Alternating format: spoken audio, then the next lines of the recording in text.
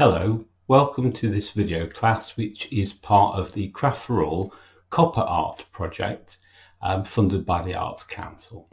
Today we're going to do a short project looking at using copper wire. You can find lots of examples of wire art if you look on the internet, from more 2D drawing with wire like these ones, deceptively simple, lovely pieces of work, to things which are much more three-dimensional. Lots and lots of animals, as a matter of fact, but I love these cheeky chappies as well.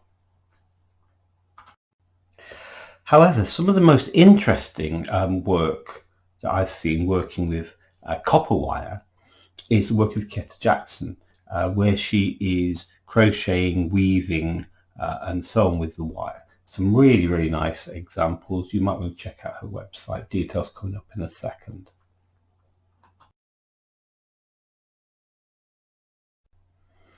So today I'm going to make a copper wire fish. Just about 3D, so starting 2D and developing into 3D. You could do a different subject, but the principles will be the same. Working with two different thicknesses of copper wire, a thicker one and a thinner one for binding. My starting point for the fish is a drawing, which I've then wrapped around a piece of wood, and I'm going to put nails in as guides. They only need to go in key points where I'm turning a corner. So for example, here and here. I'll continue to just put them in at those key points and hammer them in.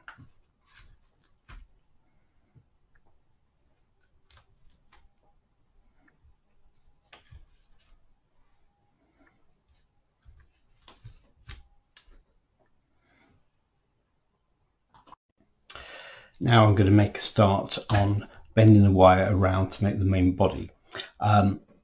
This is wire stripped from electrical cable, and I need to find a point where it's going to join again, and I think the tail just there is a good place because it will be quite hidden. I'm trying to get a nice smooth curve, sort of see the curve I want, but I'm going to bend it around something to help curve it. Get that curve nice and smooth. That's better. Nice smooth curve. And then at this point we've got a little mouth. So I'm going to take round those pliers, I'm going to hold it, the pliers, and I'm going to bend it to create a little mouth.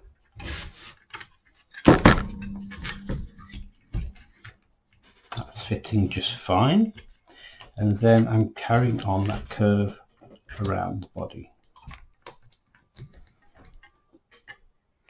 Again, I just want to get that nice and round, so I'll fold it around something.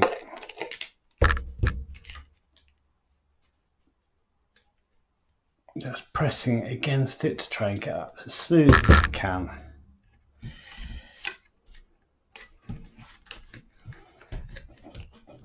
And there is my first part of the body. Just going to cut that with some wire cutters.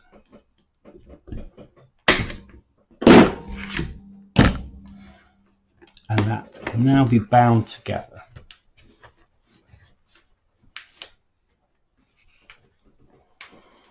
To bind it, I'm going to use the finer wire. Just need a little length of it. This has all got a little tangle, so I'm going to cut it in the bottom of the loops that are coming out. I need to bind those two pieces together, so I'm taking it off. And the key for binding is to start in the middle of the wire, and I'm starting halfway along where I want to join it. Just bring the camera down a little bit so you can see that a little bit clearer. There. So what I'm going to do is, by holding in the middle, I can keep it nice and tight. I'm pulling the wire I'm binding it carefully around all the way along, trying to keep it as neat as possible. You see that? And now I can bind the second half.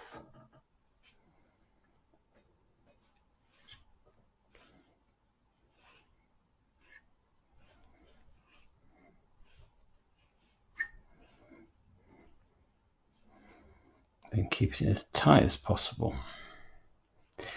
The little spiky bits at the end, I'm going to use my pliers to just try to fold those in.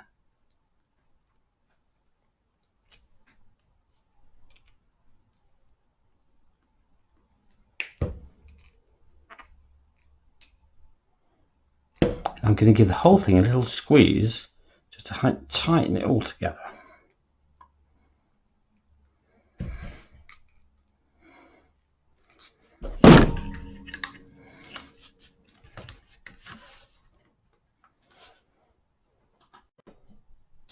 Now I'm going to make the fins and the tail.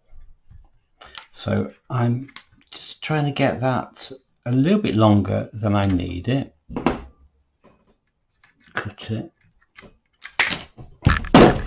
And now I need to carefully bend it. So first of all, get that curve. Any hard object will do. So I've got that curve there, and then I've got a very definite angle at that point. So to get a sharp angle, I'm going to use square nose pliers. I'm going to grip it and then push it against it. Notice I'm not twisting with my wrist. That's the way you sprain wrists, which I know a lot about. So what I'm doing is I'm gripping it, and then I'm pushing. It's my hands doing the work, pushing the wire. So getting a good angle on both of those.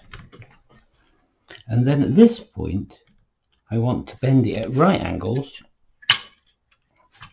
And that piece is going to join onto the body. Again, let's just get that in the right place. Bend it so it will go along the body. Like so.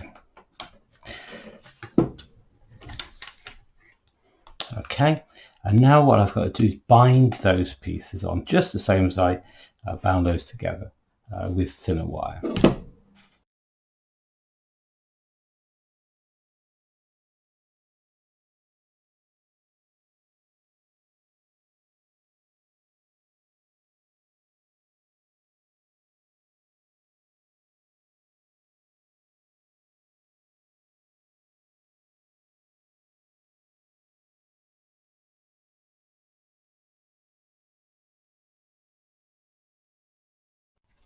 So here is the basic body of my fish. You'll notice that I decided to change the shape of the tail a little bit. You've got as much poetic license as you like. And now I'm going to move on to the eye, and I don't need this anymore. So for the eye, using some of the thicker wire again, a little length of that.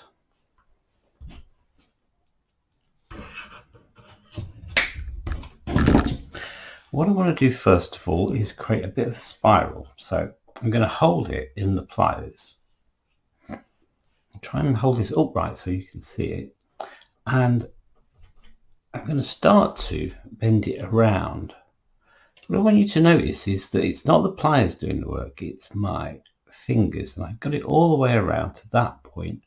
I'm going to start to carefully try to bend it back on itself. I can let go of the pliers, hold it like this, and carefully start to fold it back into a spiral.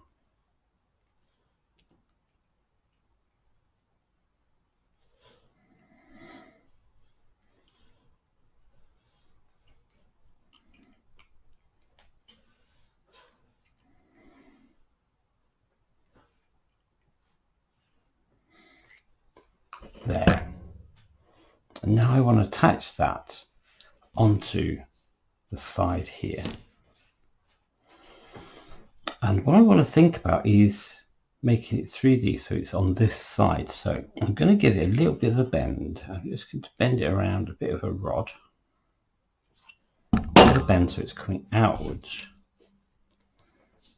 That's about right. And then a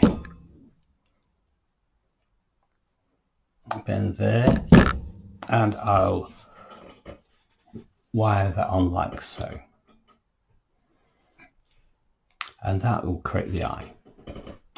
What I'm also going to do is to start to put some of that thicker wire in loops all the way through here and wire those on, and that's going to give the body more 3 dimensions. I've made 3 rings which I'm going to begin to attach in. This one here towards the front will be very good for putting some fins on. Notice how I've left a little bit of wire when I've bound these together, so that makes it easier for me to join it on.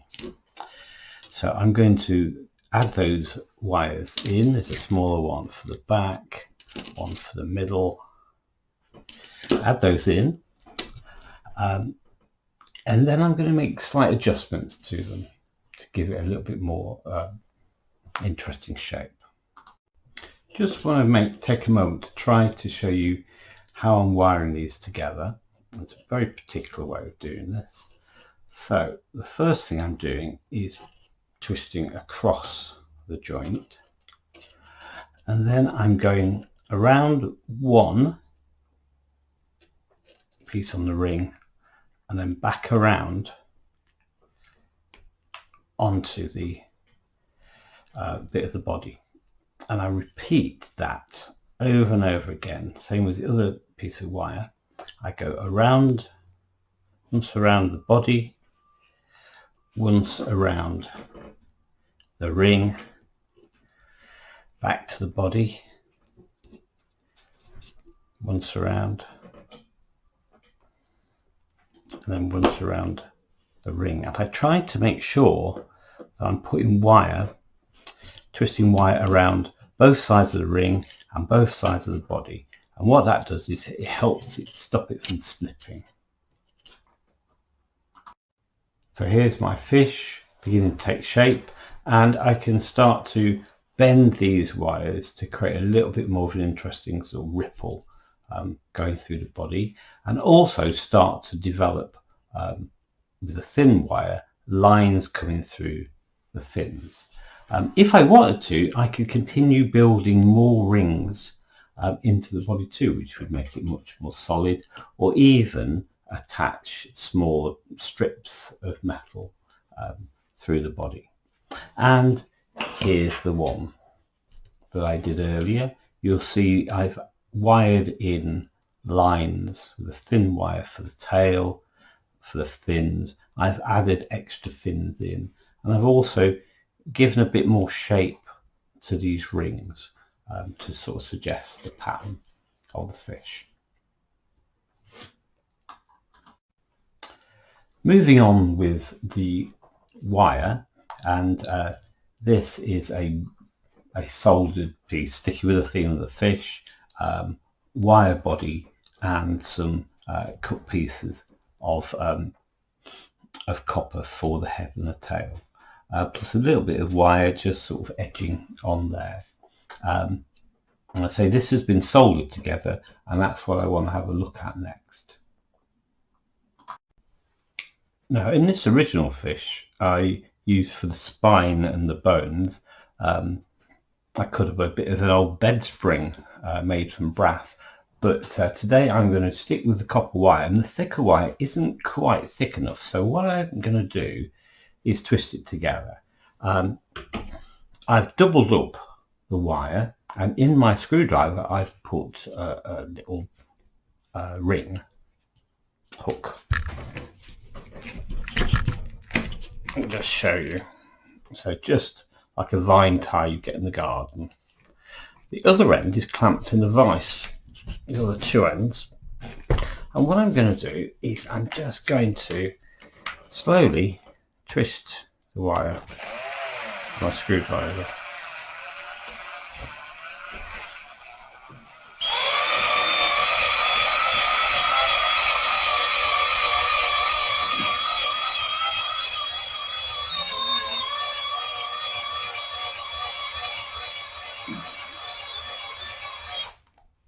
That was about right. So I've got a lovely, nice twist of wire there.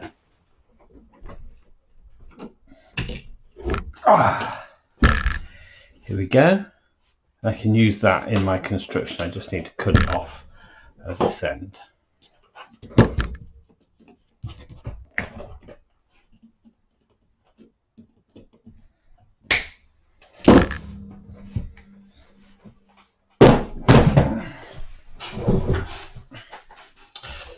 So I'm going to make a spine from this and then cut some ribs. And what I want is a nice curve.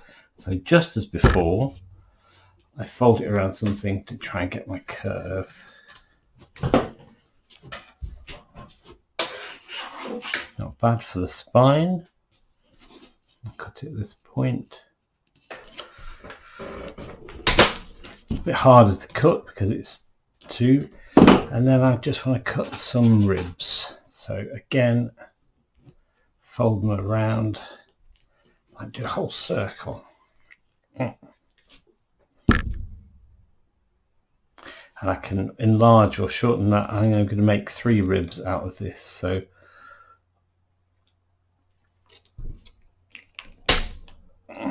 one, next one a bit smaller. 2 smaller. Oh, I might just get 4 out of this actually.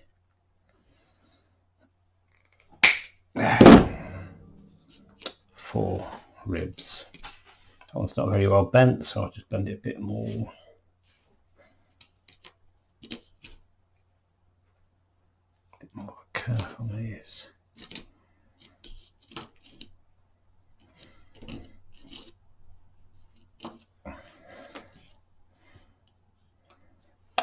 There. So I'm going to solder those pieces together.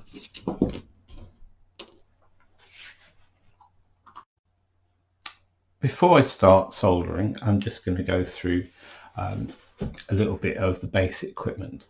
First things first, you need wire wool. In order to get a good solder, you need to make sure there's no oxides on the joints, so you give them a very, very good clean. The second thing you need is some sort of heat-proof or heat-reflecting bricks. So these are soldering bricks. You can get heat bricks of various type. And I've also got a heat mat here to put my hot things down on, but an old piece of wood will do. You need some sort of gloves to protect yourself. You need a soldering torch. This is a little gas soldering torch, perfect for these small joints, and a lighter for it. Here's some solder. You can get just solder from a DIY shop, or you can get a soft melt one like this from a more specialist place. And you need some sort of flux, which is what this is, which helps the solder flow. The final thing you need is some way of cooling it off. So I have a spray bottle of water just sat here. So I'm planning to join it here. Notice that I'm deliberately propping this up in such a way that they aren't all just lying flat together, because I want to make it a little bit more three-dimensional. So I'm going to just take the joints and give them a very good clean with the wire wool. Be joining it there.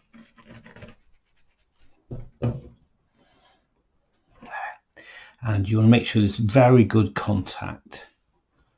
Going to lift it up a little bit more like that. I'm going to put flux. I'll brush, put flux on that joint. Try and make sure put it underneath as well. Just a little blob. Don't need too much. and put my gloves on.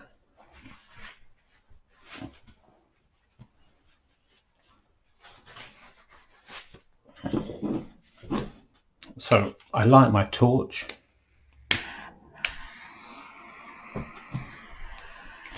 Not sure what you can see there. There's a small blue flame. If I hold it against the black, can you see any better now?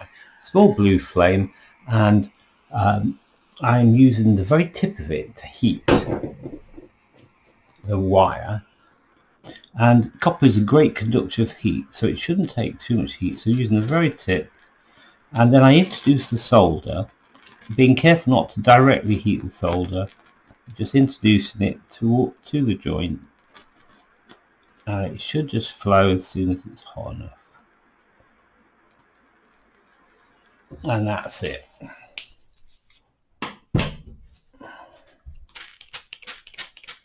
Spray it with water to cool it off.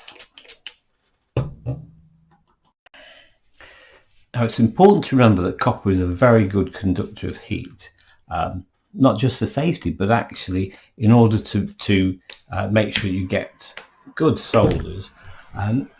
So it's important not to overheat it. The difficulty is, if you overheat it, is that the next one will melt. The previous one will melt. So let's just introduce that solder in just enough to get it to melt. Just not quite done there. Just enough, and then stop.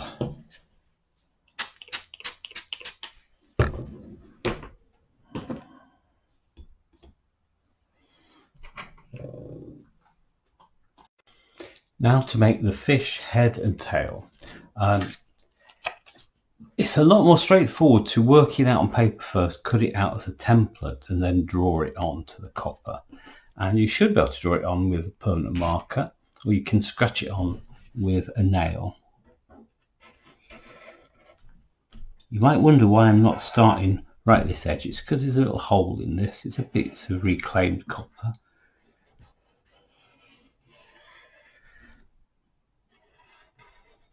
That means that it's got kinks and history and all that sort of stuff in it, which I'm just going to embrace rather than try to flatten out. So I've drawn around that shape there. I think you just about see it if I hold it up. Yes, just about. And I'm now going to cut it out. First of all, safety. I'm going to put my gloves on, because the edges can become quite sharp. And I've got two cutting tools. One is a straight metal cutter, and the other is a jewellery cutter which has got a curve in it. Okay, so first off, cut this roughly with these.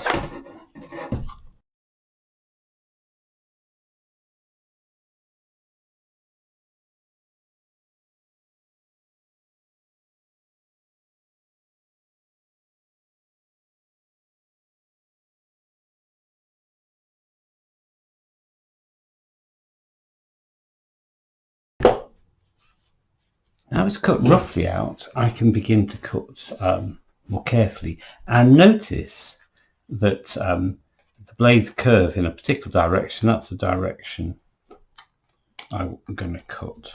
So it'll help me cut that curve.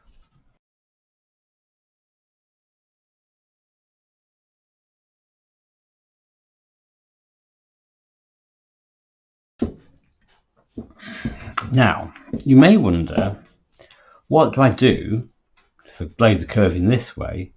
I want to cut in the other direction. Well, I simply turn them over, and now they're curving in the opposite direction.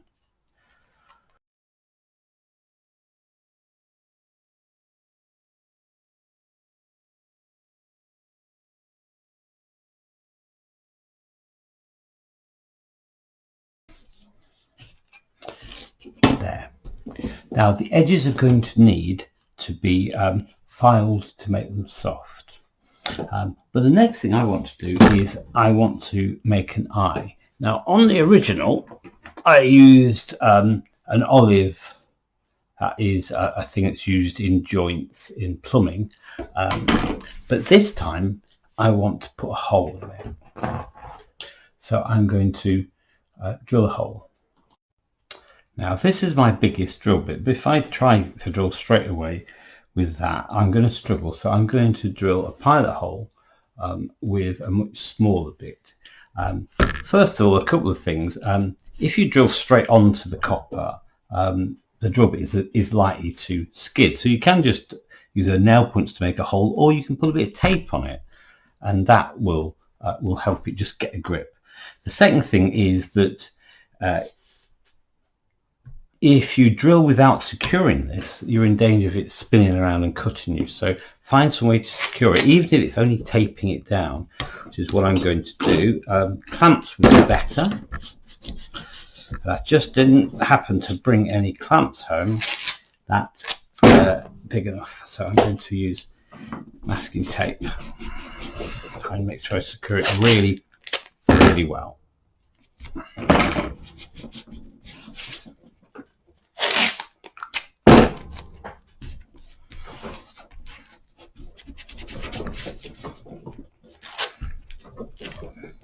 Taking no chances. So I place my drill in the middle and then drill away. Let's just see if I can adjust the camera so you can see this a little bit better. Okay, here goes for the drilling. Notice I'm not doing it very fast. Did skid a little bit.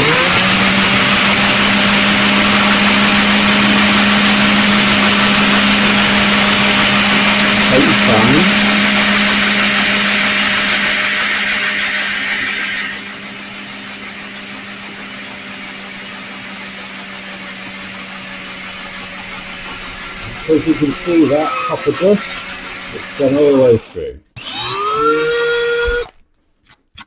You can see the wood dust. Now I'm going to swap the bits and go for a bigger one.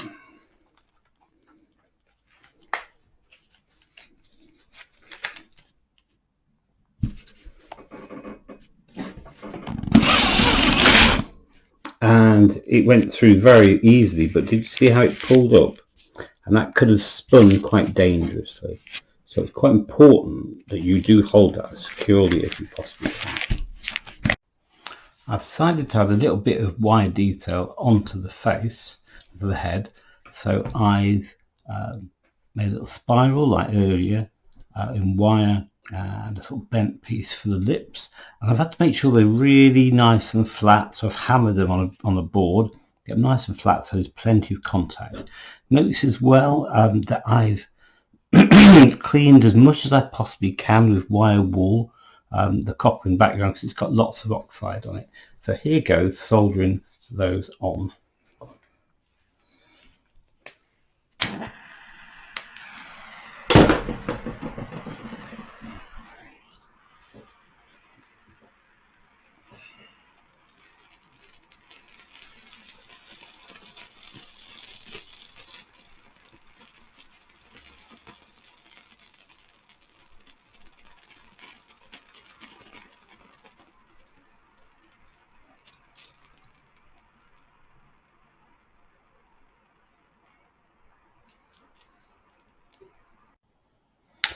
So I had a little bit of a problem there that my soldering torch ran out of gas halfway through, but I managed to just about save it. It does mean that it got a little bit overheated, so it's quite a lot of solder on there, a little bit more than I intended.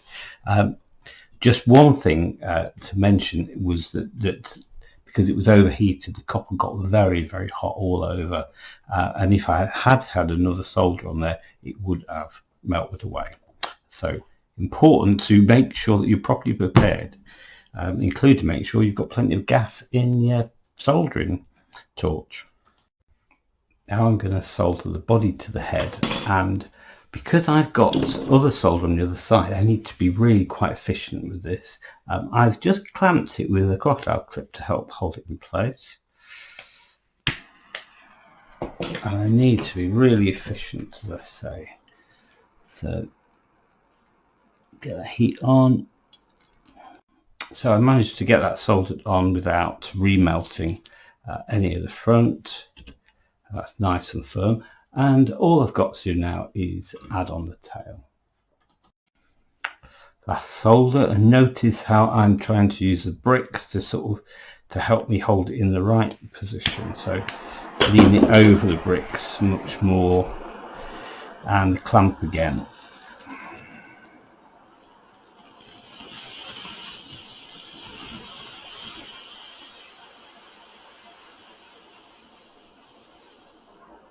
And it's done.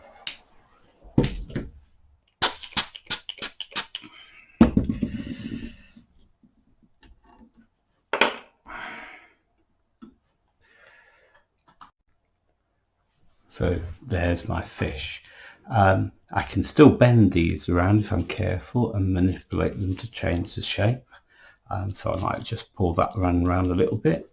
And one finishing touch that I might do later on is give it a bit more of a patina. And if I just show you this one, this patina was created by basically covering the whole thing with a mixture of salt and white vinegar, and leaving it wrapped up in paper towel to dry out, and then it's been sprayed with some spray varnish just to finish it off. I hope you enjoyed that. I'm just going to show a slideshow of a few examples of wire art that different people have made. Some of it's copper, some of it isn't. But before I go, early on I mentioned Kieta Jackson. Here is something that I've made, sort of inspired, a lot simpler of course, but you can see these strands of wire have been woven together on a frame which has been taken off and then folded together, and a little bit of a solder. Nowhere near as sophisticated as Kieta's, but I hope you'll agree it's a start. Thanks then. Bye bye.